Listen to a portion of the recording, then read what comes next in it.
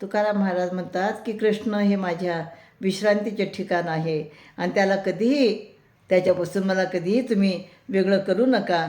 आणि म्हणून ते काय म्हणतात, कृष्ण माझी माता, कृष्ण माझा पिता, बहीण बंधू चुलता, कृष्ण माझा, कृष्ण माझा गुरु, कृष्ण माझा तारू, उतरी पहिलं तिरू भव नदीचा, कृष्ण माझे मन, कृष्ण माझे जन, सोयरा सज्जन, कृष्ण माझा, तुका मने माझा, श्रीकृष्ण विसावा, वाटेनं करावा परत जीवा.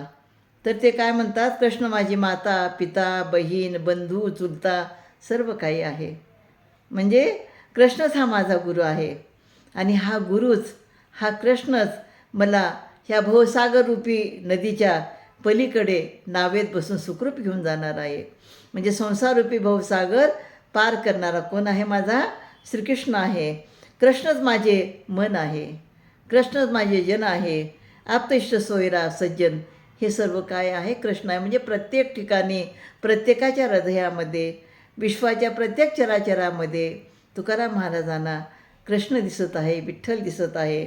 आणि म्हणून तुकाराम महाराज काय म्हणतात, कृष्ण माझा विसावा म्हणजे विश्रांतीचे ठिकाण आहे व याला माझ्या जीवापासून कधीही वेगळा करू नका असे त्यांना वाटतं. आणि कृष्ण त्यांचं सर्वस्व आहे असं या अभंगातून सांगतात. रामकृष्ण हरी.